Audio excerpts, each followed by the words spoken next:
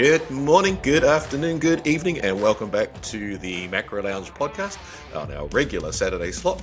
Today we are going to be talking about first-timers tanning and what to expect on your first walkthrough as we're going into the comp season here in New Zealand.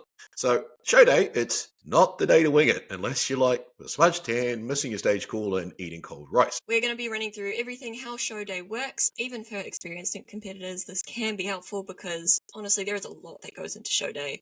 A lot more than people realize. And it's very, very, very easy to get even just one thing wrong that makes a big difference to your presentation on stage.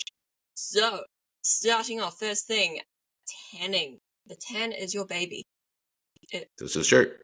You need to look after it. It is probably the hardest thing to look after. What most people don't realize is that once you have your first coat of tan on, you can't shower or get wet in any way. Backstage is so much fun. Yeah, That's I all I'm actually gonna do say. have, people don't realize, I actually have a deodorant that you can use up until you get your top coat. Ladies, pay attention to that. No, men, pay attention to that. Well, that'd just be on help anyway, so Yeah, but they smell worse. yeah, put them outside. That'd be fun. Anyway, but yes, so the lead up to your tan, basically the week of your show, kind of stop using soap.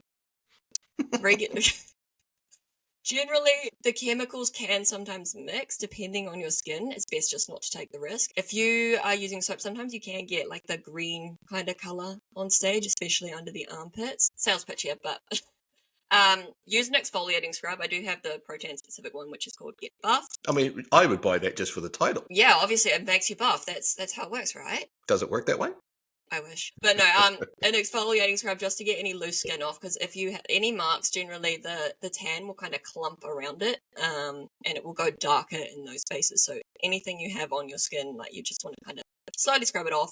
Don't make any scabs though, obviously that's going to make it worse, but yeah, any loose skin, you will need to shave everywhere. I was going to say, shaving tips. This applies to the boys as well. Yes. If you are getting a wax, don't do it the couple of days before the show because sometimes skin comes off and that's not going to go well with your tan. Especially guys with the getting wax, especially even if you're not carpet man, the skin and the shaving rash that you get, particularly through your chest and back, you need a lot of coats of tan to hide that. Yeah, so actually you could use like a removal cream, but again, you would want to do that like well before the show. So if you are a bit hairier as a dude, maybe you could just start off with using the hair removal cream like a week before the show, get rid of the bulk of it, and then do a shave to top up. Might be a little bit easier and quicker for you, but again, well before the show, just in case any of the chemicals mix up.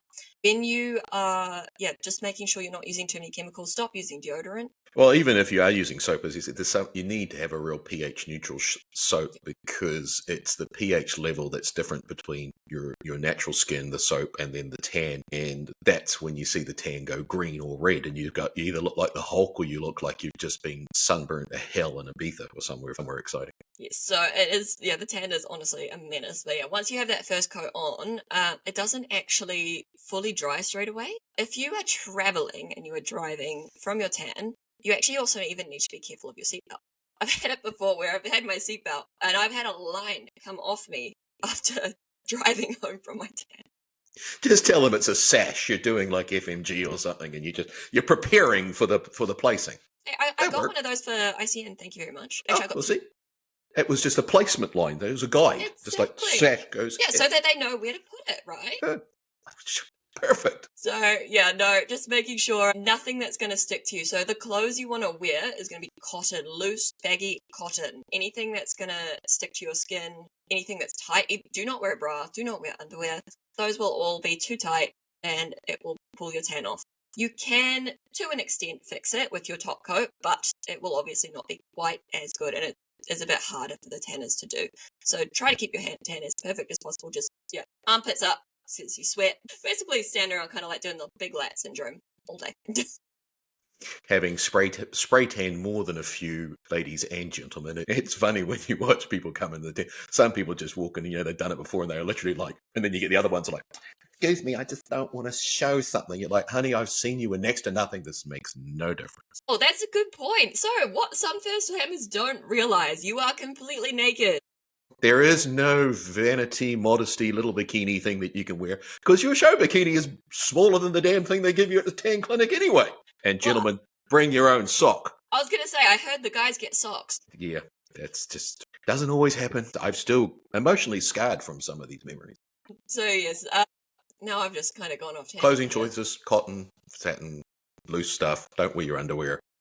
Oh yes, yeah. A lot of girls actually come to me, and I call it preparation for tanning when they're trying on bikinis. So you're trying on your sizes and your cups and stuff, and they're like, "Well, where should I get changed?" I'm like, I mean, you can go behind the wall, but it's good prep for tanning because tanning there is no privacy generally. Like depends on where you are, but my first show I ever did, you'll remember this one, Chris, Waikato in what was it 2020, and we were upstairs in a gym, and I could see the guys working out below us. The mezzanine floor. I remember turning around from the judge's table going, hang on. So we're just trying to dry ourselves with like a fan here and like trying to get the last little bits of tan dried, and we can just see all these people working out. Yeah, it's a very personal moment, that tanning thing. But yes, also don't wear anything that you're really attached to and you want to keep because it doesn't really clean off that well.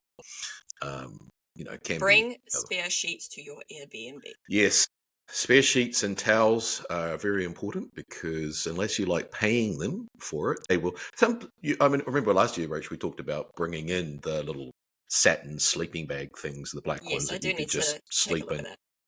But those are quite good. I've seen them overseas. They can be quite fun. Like even just a sleeping bag liner, like a camping one. You can buy just camping ones as well, and they're usually like some of them polyester though, so just be a bit more careful. Sleep in long sleeves actually. On that note, while we're talking about looking after tan, sleep in long sleeves, no buttons, high neck. I have once slept like with my hand on my chest before, and I woke up with a big handprint on my chest.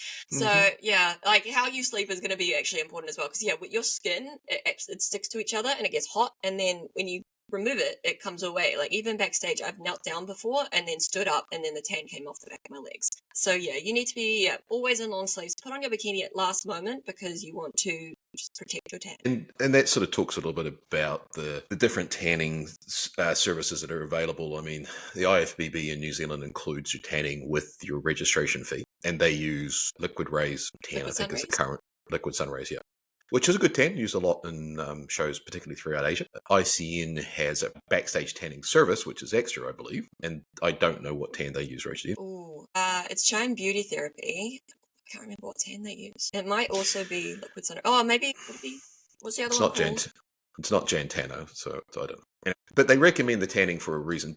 Don't fall for your coach saying, I have a relationship with ABC Spray Tan Service in Hobson Bay or whatever, and they do all of the people and we do the right one. The tanning that you get at a standard tanning clinic is not appropriate for stage. The color is going to be wrong. It's not going to work in the lights. Invariably, you're going to look dusty. It's unless your coach is using a standard bodybuilding tan that they've sourced themselves. I use Pro Tan because that's the same tan they use at the Olympia. Jantana is another one that's been around for ages, liquid rays, that sort of stuff. But there is nothing else that works. So don't skimp out on it. Make sure that, if you're doing it through the federations with the IFBB, make sure you're there in the timeframes that they allocate. If you're with ICN, I think they have time slots that you can book in advance. Some other federations, you can book 10-minute slots. However it works, get it done early. If you're really, really pale, like our lovely Rachel here, you need to start tanning on Monday, not on Friday. So, actually, funny story. So last year when I did my first show with ICN, I ended up being too pale. My feedback was that my tan was too light, even though it was done by the show tanners, because I'm just that white.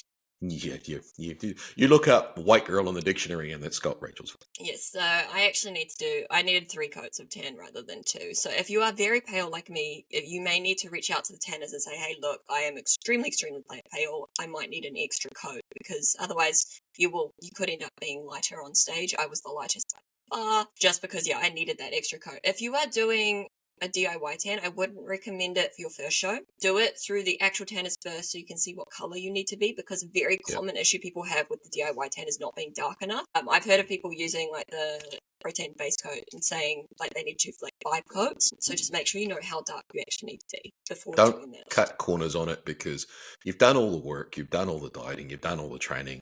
Don't F it up because you're trying to save $50 on a spray tan. There's always that one person who shows up on stage and you're like, did they even tan? Don't be that person. And you may have tanned, but remember, like the number of times I've been doing registrations and check-ins with the IFBB, and somebody's been standing there and I say, "Oh, you booked him." Oh no, I've got my base 10. You're like, "No, you don't." You have Because your pre-10. yeah, you have like you walked outside in the sunshine because you are white, and what you think is dark enough is not. When you see these, when you see these people, that's why everybody's jokes, right? You run into the street, they're like, well, that's what you need to be. At the show, it's easy to find where you're supposed to go because you just follow the tan. Exactly. Follow that person because they're not normal. Anyway, that's probably enough rabbiting on about tanning. Don't cut corners. Get it booked in. Do it properly. And look, if you got any questions, flick us a message. We're happy to help out with that as well. And wear cotton. Don't wear long sleeves. Do wear long sleeves. Don't wear anything that is going to be tight or sticking to you. I've seen people put on leggings after their tan and it hurts me. So just make sure everything is loose. You're just kind of like drying. I do know the pro tan does dry a lot faster. And it does. Chris, I think you noticed that as well. So, but it does depend on when you're getting your tan done. Some tans take hours to fully dry, so you do need to be very, very careful with that. Yeah. And don't walk in the rain. Yeah, don't walk in the rain. Oh my God, one drop of water and your tan will come off. Like when you're drinking from like whatever water, just make sure that you're careful because I've gone to drink my water and spilled water all down my chest and that was not a good time. We'll go back into that later. We'll do mistakes later. We'll cover watermarks later. Yes. All right. So tanning done. What else you got to worry about? All right. Hair and makeup. So on show day, you're going to wake up, depending on what federation you're with. If you're doing IFBB, I don't know about the other federations, but I know you usually have to be at a morning meeting with IFBB at 10 usually? About an hour before the show normally. So 9? Well, especially if they're doing naturals and opens at the same show, you might be athlete briefing about, if the show's starting at 9, 10, it'll be about 9 normally. So generally you need to be at your athlete briefing. Your top coat of tan will be before that. So usually they finish the tans around the time that the athlete briefing starts. Generally you want to have your makeup done before that because you don't know if they're going to change things on show day. Sometimes they do change the schedule. I have seen shows where they've just on show day at briefing said, hey, by the way, the girls are on first. I was going... Yeah, so you don't want to be booking your makeup later in the day for that reason. Unfortunately, it is obviously better to have it later because it doesn't have to last as long, but it's better to have your makeup done and for it to fade a little bit than to not have your makeup done and have to go on stage. So make sure, just if you're doing a federation that you have to be at a morning briefing, make sure your makeup is done first. Then when you actually go to your show tan, another thing about tan, protect your makeup. Because sometimes the spray does actually get on your face, so you do need to kind of make sure you're turning your face away from the tanning. Sometimes the tanners will help you with that too. I tend to actually with our girls, I tend to actually like to get their tanning done before the makeup, so at least the base is there. But if you've got that conflict in scheduling, like tanning, particularly with IFBB, it's a set time.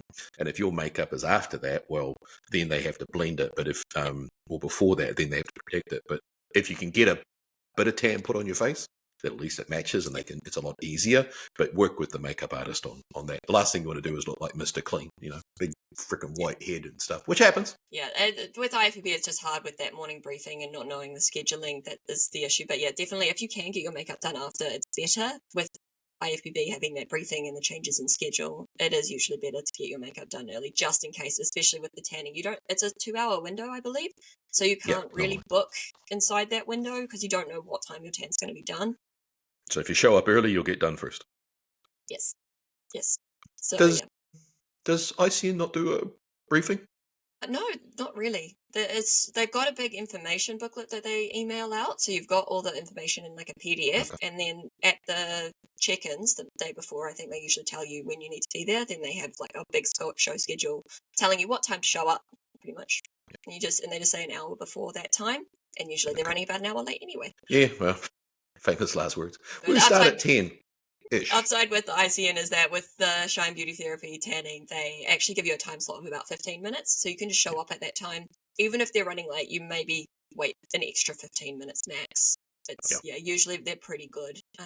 So you don't end up waiting a very long time for your tan, because I have waited 3 hours before.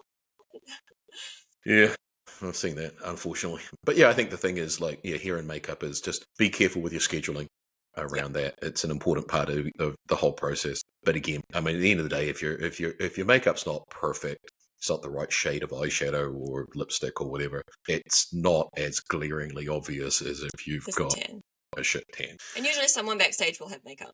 Yeah.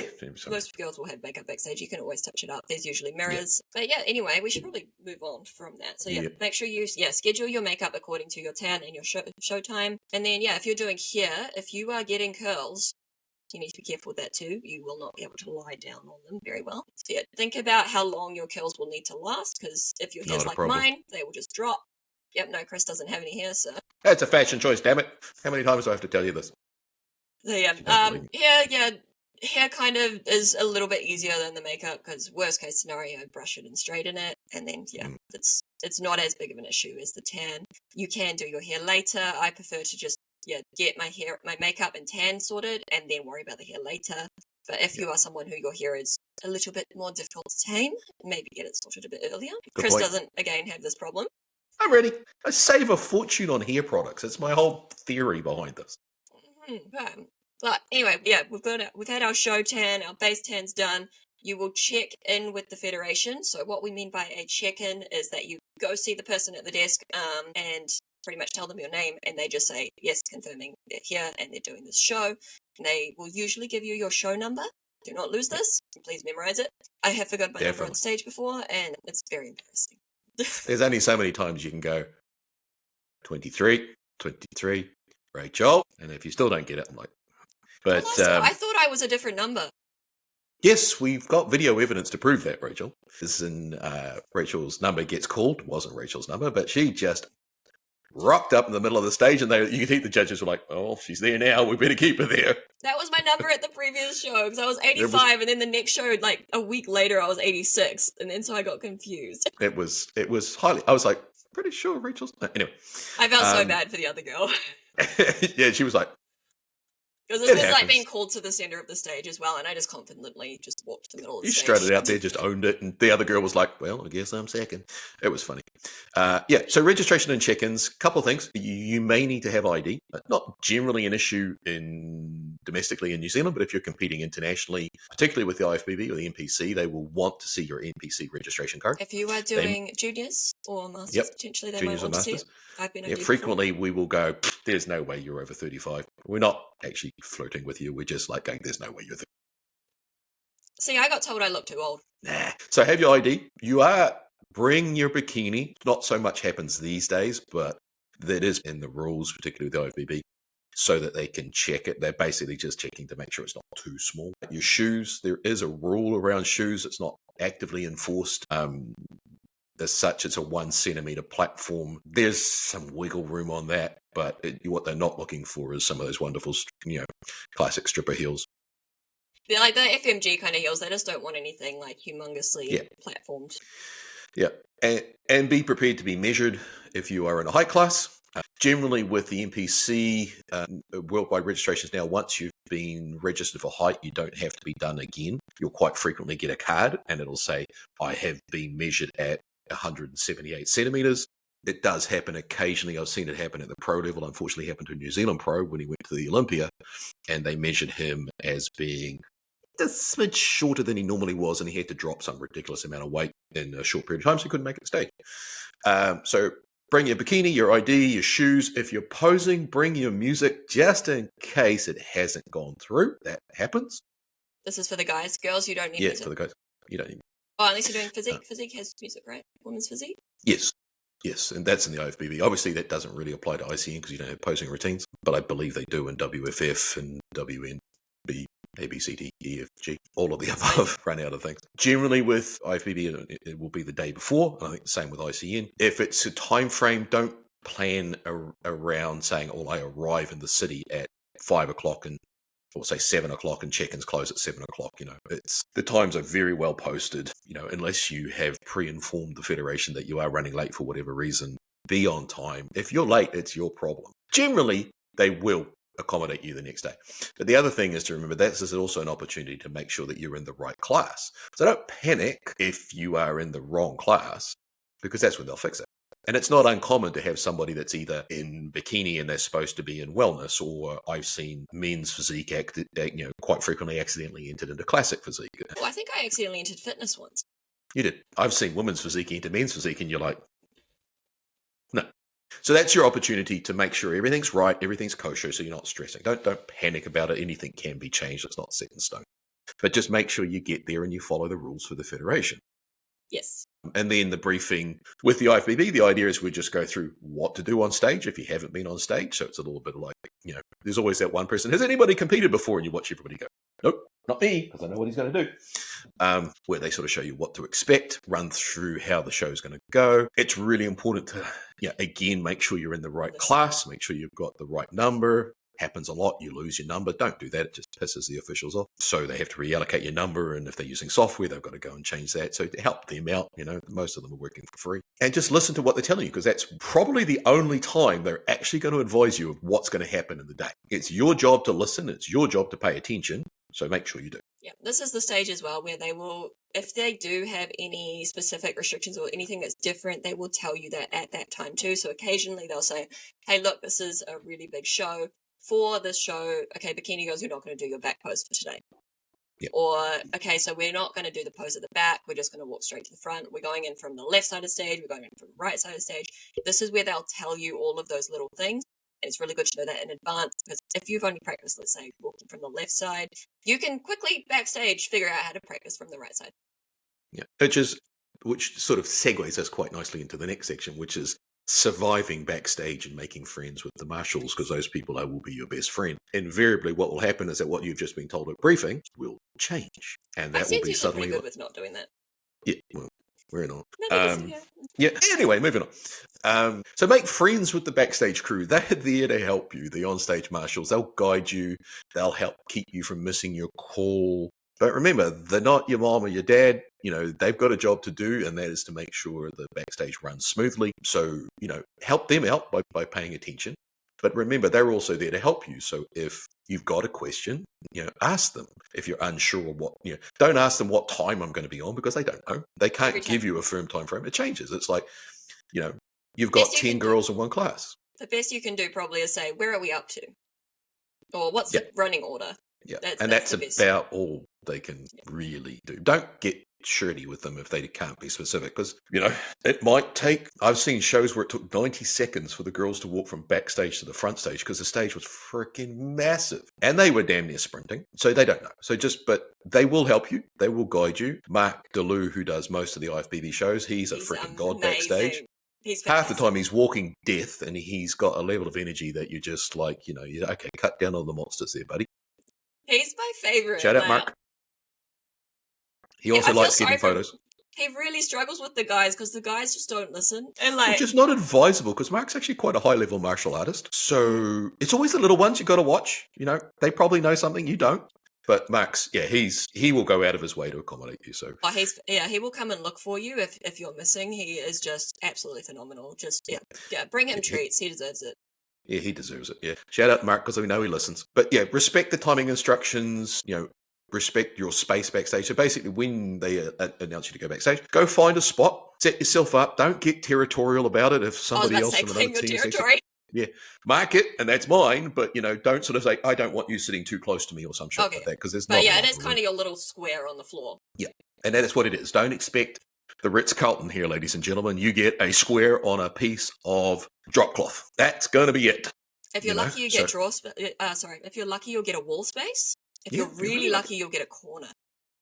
That's the premium spot. That's for motivation to show up early is get the prime spot to sit in. Yeah, and then just follow the instructions that they're given. Like when you're told to pump up, you should have run through that with your coach, what the procedure is going to be. Make sure you've got all your food and everything there. You don't want to be, quite frequently, you can't really get in and out. Yeah, I'm not going to make fun of people not having food backstage, because that person forgot. It's only just around the corner, she says. Usually I have my lovely fiance who brings me food, like the good slave he is, but he wasn't there that time. Hang on. I'm going to specifically instruct the producer, do not edit out the comment that she called her fiance a slave, because that's priceless. That's okay, he doesn't listen. That's going to be, that's going to be a reel, I can tell you right now. What else? What do you need? Yeah, there's always going to be time. The other things like, shit happens backstage. So, if you need to go to the bathroom while you're in queue to go on stage, there's generally going to be time. Usually there's more time than you think. So do not start pumping up early. I've seen bikini girls start pumping up when the first class, usually figure, is on. Yeah. And I'm like, you guys still have 2 hours. Why are you pumping? I've seen people pump up for like 4 hours straight. So do not pump up early. If you know that you're in one of the later classes, so if you're not, let's say you haven't entered first timers category, maybe you've wanted to enter masters and you haven't entered the earlier categories, you don't really need to pump up until after the division has started. So say you're in bikini masters, wait until bikini first timers is on, and then then that's kind of when you can pump up. Like the class before you really is when you start pumping, because otherwise there's no point. Yeah, no, and I mean, okay, some of the guys they need longer, but the reality of it is you're pretty depleted across the board, dehydrated, and obviously, hopefully you're carved up appropriately, but it's hard to hold a pump for long when you're at that level of depletion. So if you start pumping up 45 minutes beforehand, you're basically just going to be shagged. So just wait, as Rachel said, until you hear the class before you get called, and you're like, okay, there's 5 people in that. Then start pumping up. So, and that's another thing is like, bring your own stuff. Yes. Not many shows will have stuff for backstage. I tend to bring a little suitcase for all of our team, which is filled with dumbbells and bands and all sorts of bits and pieces. But you don't need a lot. You can do it with bands. Yeah. Maybe if you need, you bring some light dumbbells, but you don't really need them. You can do it all with bands or I've seen people just do it with towels. So yeah, just bring it with you. Bring your food. Always bring more food than you need, even if you're planning out your meals. And you hear it time and time again. People that I look like crap because I missed my carb window. It's like, no, you didn't look like crap because you missed your carb window. You look like crap because you look like crap. On the note of actually though, bringing your own pump up gear, let's say you spot some pump up gear on the floor, if no one's using it, then I guess maybe you could use it. Be put it aware back where that you found it is someone's gear. It's not provided by the show generally. And put it back. Or if you see someone's kind of looking at you like that might be mine, and they're kind of eyeing you up, give it back. I've had people using my dumbbells before when I've been backstage, and I'm like, hey, I kind of needed that. So just be aware that if you are using something that you've just picked up on the floor, put it back exactly where you found it, and just be aware that it is someone's gear and they might need it. Yeah, and I mean some shows. I mean Shane at TOC, he basically, I think last year they Flex Fitness damn near fitted the place out. Couple of times with the IFBB, I know DB Fitness has put a lot of stuff. Yeah, Auckland and Nationals. It's quite often there is stuff. I mean, it's not the Olympia. You don't rack up and find an entire gym backstage and just like, yeah. It's literally it's backstage is generally wrapped up in plastic cling film, and it's got a couple of drop sheets on the floor. And if there's not cling film on it, don't go there. Nope. If it's not wrapped up, you are not allowed there, especially the toilets. Just before we go to the toilets, though, if you want to be everyone's best friend, bring a mirror. Everyone will love you. This is true. This is true. Usually there's a couple of people that will bring one. I'm not sure if there's sometimes provided by the show, but yeah, there's never too many mirrors at a bodybuilding show. So if you want to be if you want everyone to love you, just bring a mirror. I know Mo generally stats off the year with like a dozen mirrors, and by the end of the year, I think there's one left. And so it's like, but yeah, don't get overly carried away with food. Smacking back all the packets of sour gummy beers and all that sort of shit is not going to make any difference. If you haven't been eating it during prep, there's no miracle that's going to make you look phenomenal on the day from sodium, water, carbohydrates. It's just keep it relatively simple. Take extra because you never know. It can run late, but just bear in mind that you are relatively depleted. So just follow what your coach has told you and you should be fine. Don't follow what you see other people doing backstage. Nah, you're going to see people doing some weird stuff and you're like, that person is running around with a teaspoon of honey and they've put 3 grinds of Himalayan rock salt on it. It's like, my favorite is the alcohol. People doing shots backstage. Oh, yeah. It makes for a lot of fun. But it doesn't do shit. You can thank Ronnie Coleman and Kevin Lavroni for that one. Okay, there is an argument that it helps with vascularity and it dilutes the yada-da-da-da. The reality of it is it just relaxes you. But that being said, a lot of these shows are done in schools. They're done in church halls or community halls. So be respectful. And that goes down to things like vaping as well. Oh, yes. The number of shows I've done where people are vaping backstage or they're smoking or they're standing outside. It's like, look, guys, it's somebody else's property. Be respectful. So you're actually not allowed to legally vape on a school ground. No, it doesn't stop. But yes, backstage you should generally just be trying to relax, just lie down. If you're a chill person, you can just lie down, take a nap. You can always tell the people who have done shows before or have done their research because they bring a suitcase. They will have a wheelie suitcase, like a carry-on luggage, that they will wheel in, and they won't have a shoulder bag because obviously that's going to ruin your tan. And they will generally have a bunch of pillows and blankets in there because you will get cold backstage. Yeah. You are very, Make very yourself lean comfortable. at this point. Yes. So blankets, pillow to lie on, and just keep yourself warm because you will be there for a while. Generally, you're backstage for a few hours. So yeah, blankets, pillow, just chill out, have a nap. If you are like me and you can't chill out and you must talk to people, you can sit up and make friends. I am a very nervous talker, so when I am backstage, I must talk heaps. Otherwise, I just sit there and feel anxious and so. That's the stage mother side of you. So that's I run around in it. like fix people's bikinis so that I don't have to worry about myself. Exactly. This is perfect. Which brings us to the next portion we were going to sort of talk about today. Yes, if things go wrong. Wardrobe malfunctions and backstage emergencies, because shit will go sideways occasionally, and there is no point panicking about it. It will happen.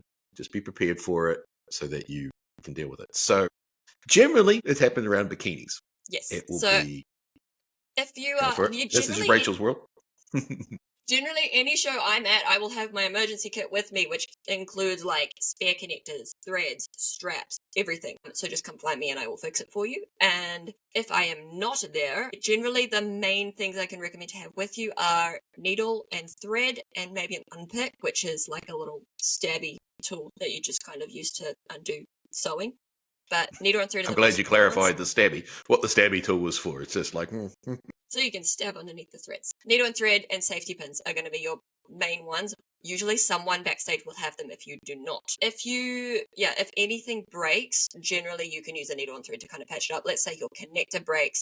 You can actually just make do and just sew it back together. Just tie it up. It doesn't have to be pretty. It just needs to stay on. That's the important part, keeping it on. Yes, so generally it will be the connectors that are the part that breaks if anything does, which usually, that's pretty much all I've ever seen break on stage is the connectors because they are quite delicate. If you twist it and pull it, it will snap. So yeah, you can generally I will have some spare connectors backstage. They might not always match, but I will do the best I can. But yeah, you can literally just wrap your thread around both ends and just, even if it shows a little bit of colour on stage, it's better than not having one at all. Yeah. Yeah, and if Rachel comes backstage and taps you on the shoulders, it's upside down. It's true. Yeah. We did see that happen recently at the ICN show, and it was like, I'm sitting there going, something wrong with that bikini. I've seen it happen a few times. Upside down and the front's backwards. Okay, that's not good. But probably the biggest issue you're going to strike backstage is a tan smudge. Yes, which girls usually happens after going to pee. It is very, very frequent question. It's asked way more often than you thought. Is just a girl will turn around, show you their butt, and be like, "Can you just check for pee stains?" Yeah, it's something you get used to, but the first time it happens, you're like, "What the hell?" Yes. Yeah, they will literally just turn around, bend over, and be like, "Do I have any pee marks?" Yeah, you're like, no. Can you check my butt for me? Yeah, that happens a lot. So yeah, it does happen more than you think. Generally the way to go about it is there's kind of three main ways that you can do it. Because you can't really sit directly on the toilet seat because it's wrapped in plastic. It will rip your tan off.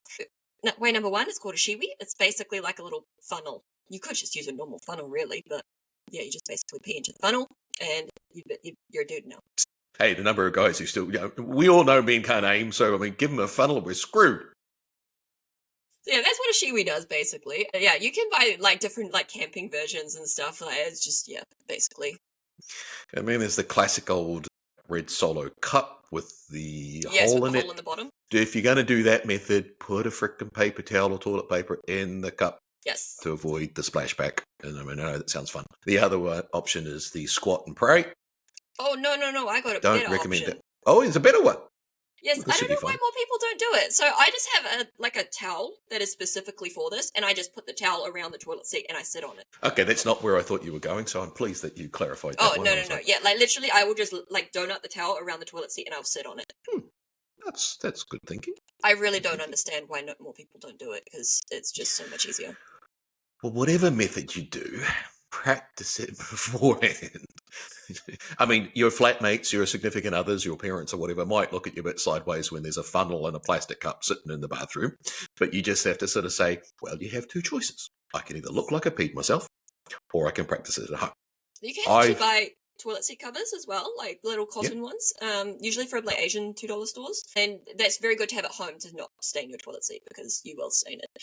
So literally just, actually just have that at home anyway. You can't usually put them on the wrapped ones because it's supposed to hook underneath, and you can't hook underneath because the tape is in the way, which is why the towel. But yeah, it is good to just have that there so you don't have to stay in the toilet seat. But yeah, generally, if you do make a mistake, which is the next thing, my favorite way to fix it, if you're not using protein, because you can just fix it, it's really easy. You just chuck some top coat back on and you're good. Like, I literally sat in a puddle of water this deep.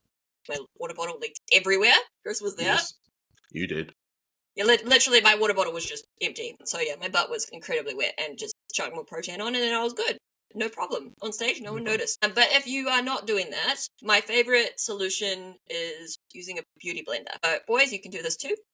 The little spongy things that girls use for their makeup. They're very, very good at just kind of buffing out any marks, because you don't want to wipe at it too much, because it's just going to cling and go weird. But if you use a beauty blender, it can just kind of like, I guess, ombre it a little bit, so you just kind of blend out the little sideways bit.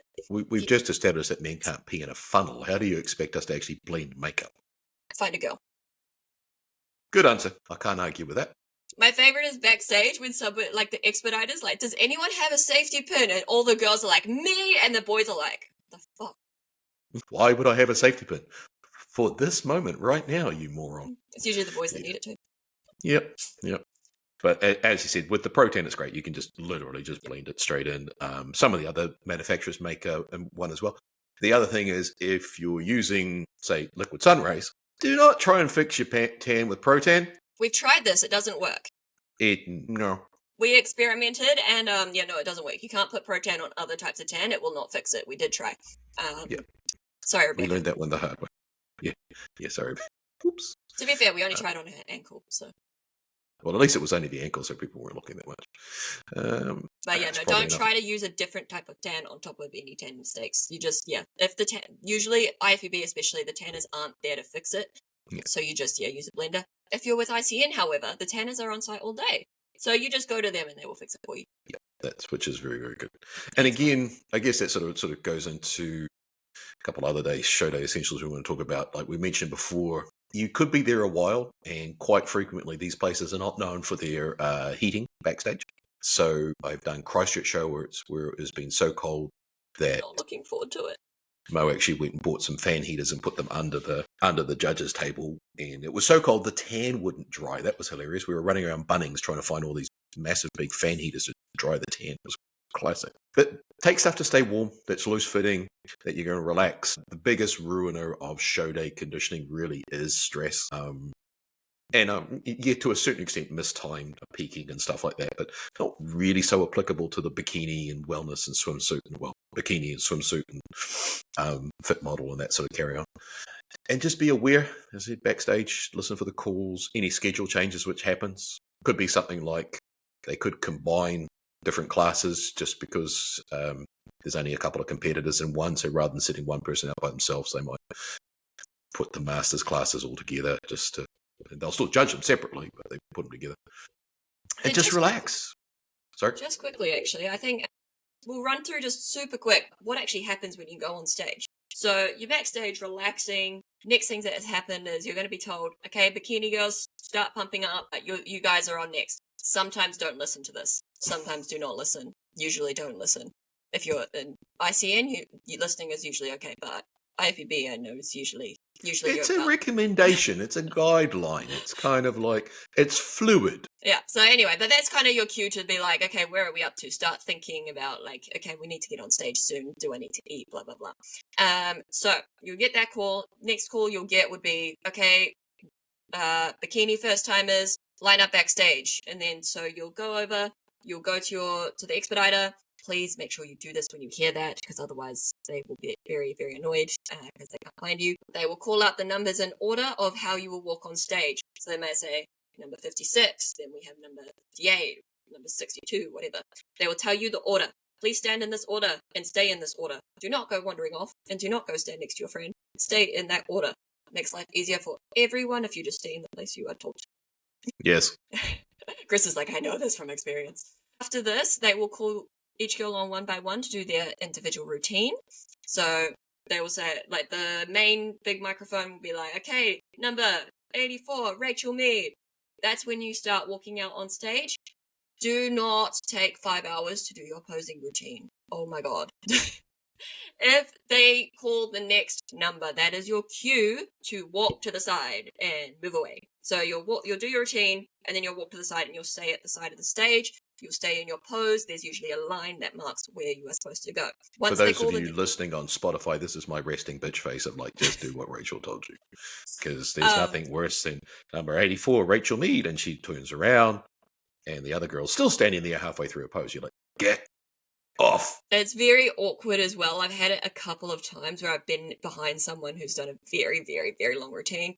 They'll call me on stage. I walk in, I walk to the middle, I do my front pose.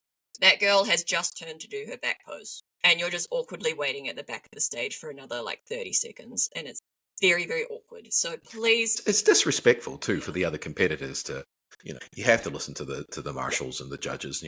They are trying to flow the show as quickly and as efficiently as they can. And if you're like, no, I must do my 3/4 turn and my quarter turn and my back pose, and the others are like, yeah.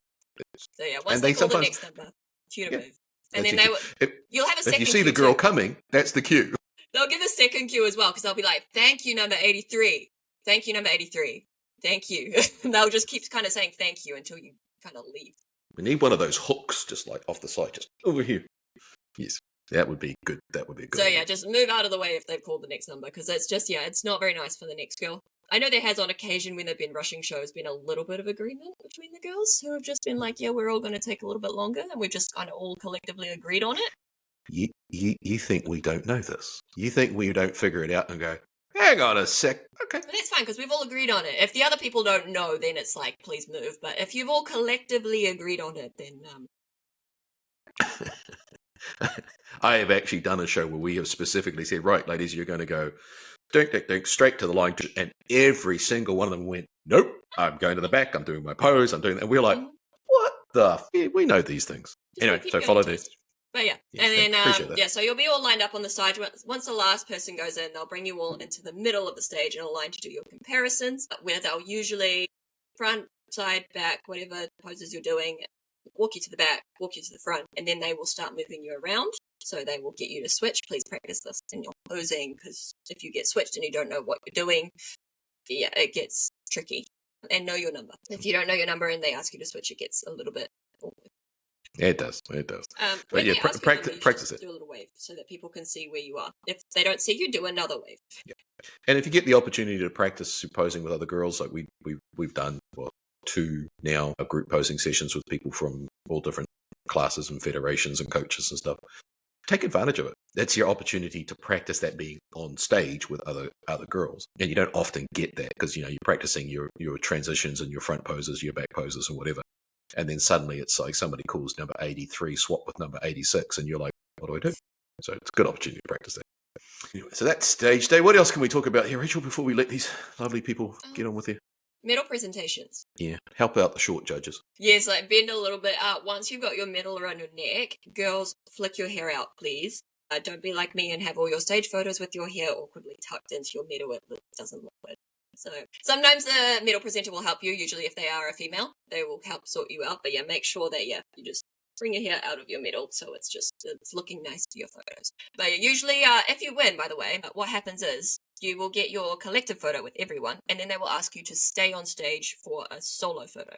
So make sure you do that. Don't just run away. If you also win, you will usually go into some kind of overall if you win your class. So again, stick around for that. If you leave, you won't get to do the overall. So make sure if you're unsure of if you're in the overall, just stick around to find out.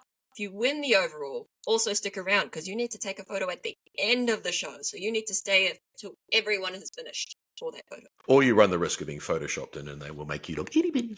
So just a couple things. I think that's all I can think of. Any takeaways for everybody? The way I look at it is this is your day. So run your day. Don't let the day run you. Listen, just relax. Be the chillest person backstage because getting amped up, getting psyched, getting irritable, arguing with other competitors or arguing with the marshals or, God help you, arguing with the judges. IFBB people, you are not allowed your coaches backstage. Sorry. Even I can't go backstage. Yeah, and that's okay. Only competitors are allowed backstage. We had this last year where someone kept coming backstage like 3 or 4 times, and it got really, really annoying for everyone because it's very unfair that someone can have their coach backstage and everyone else can't, which they got told to leave many, many times. So yeah, it's just also annoying for the expediter because they have to keep telling them to leave. So yeah, just don't be that person. If you want to go see your coach, just leave the room. It's not that hard. ICN, you're allowed your one support person. Just make sure that they are being respectful of everyone around, which usually they are. So yeah. Yep, and just plan for the day. Take everything you would. Somebody once said to me, plan like you're camping in a sparkly war zone. So that's pretty accurate. I thought so. I was like, sparkles. I mean, generally, Sparkly. if you don't have someone else will. So, yeah, don't panic. Just ask around. If you don't know anyone, that's okay. Generally, everyone's pretty friendly backstage. Just literally just go tap someone on the shoulder and say, hey, I'm sorry. Is there any chance you know someone who has this? Generally, someone will. Then you'll find out. You'll find it eventually. That's true. We will put together a show day essentials checklist for you. So if you want that, send us a DM. We're happy to send that through to you. Just a checklist to say, have I packed everything? Because you never know, there's something you might forget. As I said, just enjoy it. Remember, every federation runs differently. Check their details when you register, things like when the check-in times are, what your requirements are around everything from tanning. Some have official hair and makeup providers backstage. Some don't. Just give it a look. Make sure you read the rules that they're requiring. Classic example is in the IFBB when some of the things like Waikato or whatever, people can check in Auckland and they can check in at the venue.